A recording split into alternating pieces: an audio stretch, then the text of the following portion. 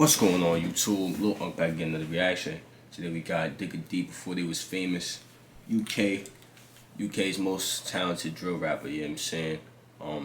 Stay tuned in the video with my brothers and sisters. The last Digga reaction will be at the end of the video if you enjoyed this one. Like the video, comment, subscribe, tell me which one to react to next. Road to a bin. Follow me on the gram at Lil Unk official, link in the description. Turn on post notifications as well. Without further ado, man, let's get into it. Digga is without a doubt one of the UK's most popular and talented drill artists. He's also one of its pioneers, having helped establish the genre in the mid-2010s as part of the 1011 crew.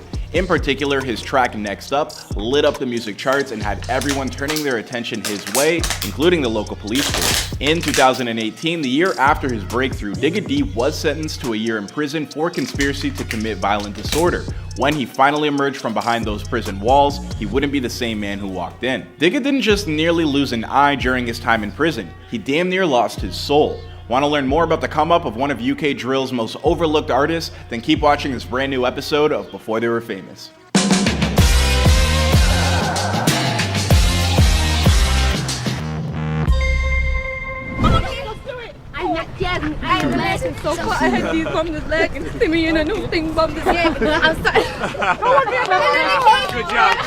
Digga was born Reese Herbert on June 29, 2000 in West London. After growing up and listening to Jamaican reggae and dancehall tunes, he quickly fell in love with the music, and by the age of 12, he was writing down his own lyrics. A large part of Digga's motivation comes from wanting to help look after his friends and family. So while he got to work early in terms of becoming a musician, he also got himself wrapped up in street activities that would land him some cash alongside a whole heap of trouble. For instance, in year 8, he was caught with cannabis at school and was promptly kicked out. From that point forward, he had continued to have run-ins with the law, and his hustling on the street would prevent him from ever claiming his general certificate of secondary education. And I got arrested in school.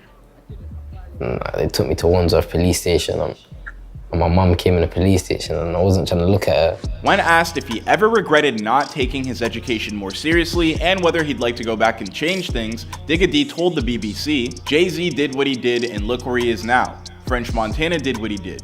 You know what I'm saying? Biggie, Tupac, all these rap legends. People have a past.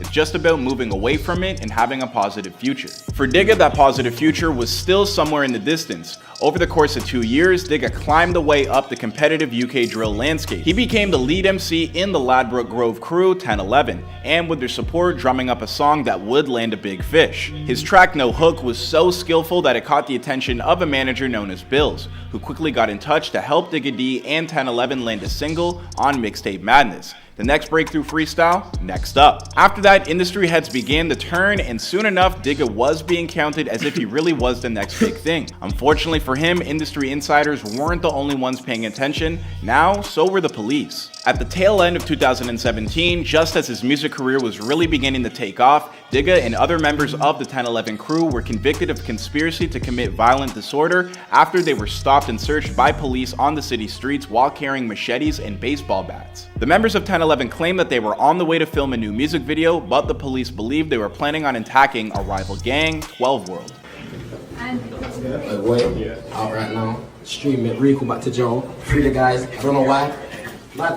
During their subsequent court case, their own music videos were used against them as evidence of their intentions for violence, and the entire group was placed under extremely strict conditions of a criminal behavior order, basically giving the Metropolitan Police the right to censor any and all music they made for the next handful of years. After spending a brief period of time on the inside, Digga was released in 2018.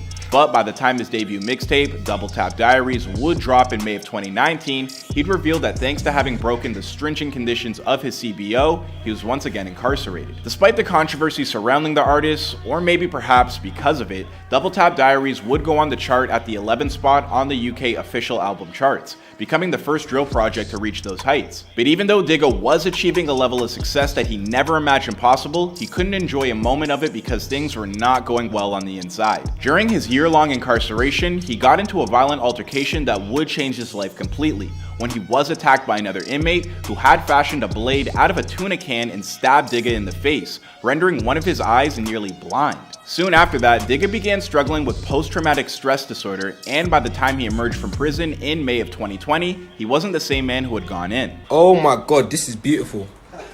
It's beautiful. I'm emotional, guys. I'm emotional. It's lovely. Blue, brother. Upon his initial release, he was banned from returning to his home in London. Instead, he was ordered to stay in an approved hostel somewhere in Norwich. He was also fitted with a GPS tracker on his leg and made to check in with his probation officer every 3 hours from 11 a.m. to 11 p.m. every single day, no exceptions. Obviously, as a little youth, you're not under 18, you couldn't go probation. So when man used to go court and get sentenced to that wire rolls, youth referral orders, this is when man will go on it. On top of that, Digga would also have to contend with the CBO that regulates so much of his life and demands that his music, lyrics, and videos be run past police within 24 hours of being uploaded. The cops will then check the songs of any forbidden references to violence or crime. You know, those things that hip-hop artists never mention in their songs? It's crazy. Most people just think drill's violent. Half of it is violent, half of it's not. Like there's this is what we live in it, so we're doing what we live. Somewhat amazingly, the Metropolitan Police denied that this court order amounts to a form of censorship. One officer was quoted as saying, "When in this instance you see a particular genre of music being used specifically to goad, to incite, to provoke, to inflame, that can only lead to acts of very serious violence being committed. That's when it becomes a matter for the police. We're not in the business of killing anyone's fun. We're not in the business of killing anyone's artistic expression. We are in the business of stopping people being killed." There's also a list of about 18 to 20 individuals, all former friends that Digga is no longer able to associate with, most of whom were part of his former 1011 crew. All of this to say that when it comes to creating new music, it's now more difficult than ever for Digga, but that sure as hell ain't gonna stop him from trying. While preparing to release his single Woy, Digga had to have his lawyer comb through every line of the track to make sure it was okay before it got to the cops. She wound up flagging this line: "Jump out, try to put him in a coffin." Digga then had to defend himself by explaining it was a reference not to death or violence, but a popular new dance move on TikTok. Come on, we all remember "Put Him in a Coffin"? Y'all need to brush up on your meme history. At the very least, none of this censorship appears to have hampered Digga D's success. When Woy finally dropped in 2020, it was viewed over 19 million times and became one of the most impactful drill singles of that year. It also set the table for Digga to release his second mixtape, Made in the Pyrex, in February of 2021. This album would climb its way all the way to number 3 on the UK official albums charts, replacing his former mixtape as the newest highest ranking independent UK drill album ever. Better yet, only a few weeks ago, Digga finally had some of his probationary conditions lifted. For the first time in a very long time, he's free from having to report to a probation officer. He's also finally rid of his GPS tracker, able to own more than one phone, and able to live wherever he wants. It'll still be 4 years for the conditions of his music and who he associates to be lifted, but hey, at least it's a start. As for where Digga D goes from here, well, that's a story for another time and another place. After all, this is before they were famous. My name is Clyde Smith, and if you enjoyed this video, I'd really appreciate if you give us a like and a subscribe, and I'll see you guys in another video. I was Digga D before they were famous, you know what I'm saying? UK's most talented drill rapper, you know what I'm saying? If y'all enjoy these type of videos, let me know in the comments. We'll do more of them, you know what I'm saying? Also, click on that last Digga D reaction. It's on your screen right now. We're on the road to a billion subscribers. I need y'all to like the video, comment, subscribe, see which reacts to next, man. Turn on post notifications.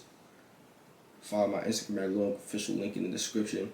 Without further ado, man, we are out of here. You know what I mean?